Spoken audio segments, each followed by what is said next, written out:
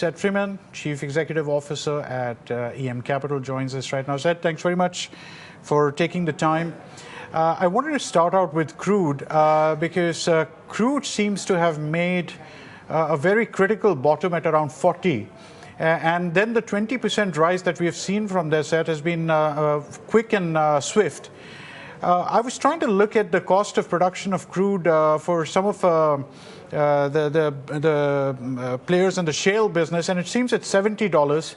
And many of the guys who got into the crude business later on, like the Brazilians and all, their deep sea drilling is almost $80 to $90 to drill. So it looks like, Seth, that we may have capped the downside because many of the new producers or the producers of shale simply can't produce at $40. Yeah, actually, what seems to be happening is that they're going back in to some of the earlier shale fields and re-drilling, and they're actually finding some greater efficiencies, which I think is one of the reasons you're seeing. There's been quite a lot more action in oil companies. Right. So it's partly in a way just more technology and being able to rework fields that they had reduced production on or kind of put on hold. Right. So is it possible, Seth, that we may be heading back into that 60, 70 zone? Because if I was Saudi Arabia or I was Iran, I realized that I'm the only one sitting with real cheap oil. Many of these other guys are not going to be able to sustain.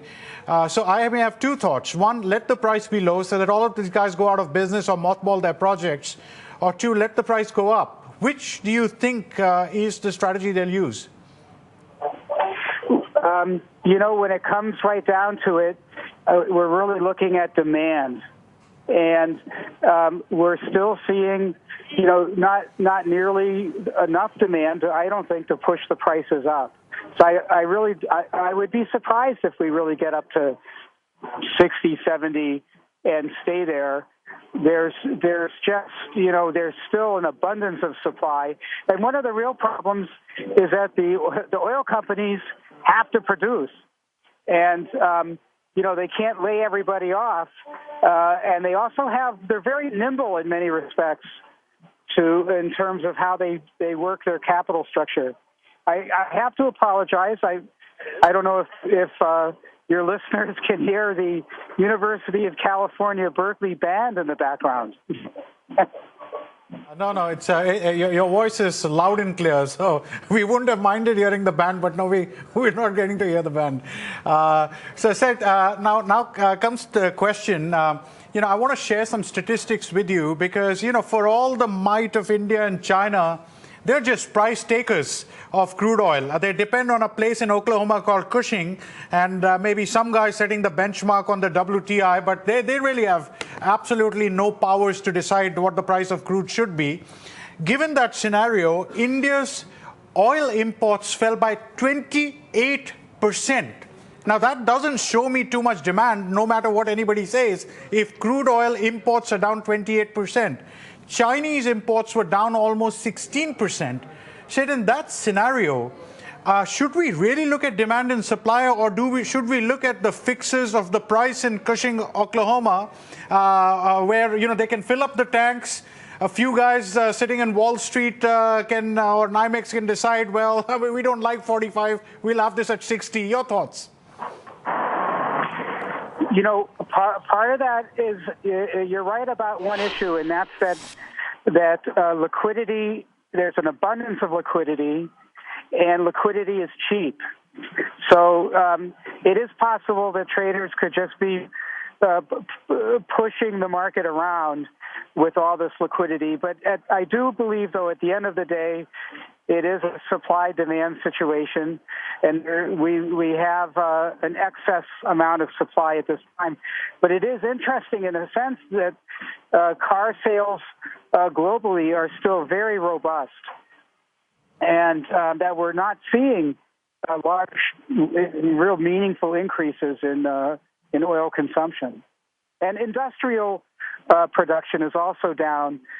And obviously, oil's used for so much across the economy. Whether it's we think of it for petrol, but of course we're looking at plastics and all forms of manufacturing. Sid, I know the view sitting in the U.S. is different, and sometimes the view sitting in Asia or the rest of the world may be very different. Just about everybody I speak to actually think that if the Japanese were to take a hit or the Chinese were to take a hit, maybe the safest market at the moment may be the United States. The safest currency may be the U.S. dollar, irrespective of Trump. What's your thought on that, Seth? Could we then see a continued appreciation in S&P and the NASDAQ and maybe in the dollar index? Maybe in the dollar index, and of course, ultimately, I guess our stock markets, the capital markets, are all priced in dollars. But we certainly have seen incredible, record-breaking highs in these equity indices, despite any increase in productivity and meaningful increase in demand. And I think it just reflects, again, very low cost of capital.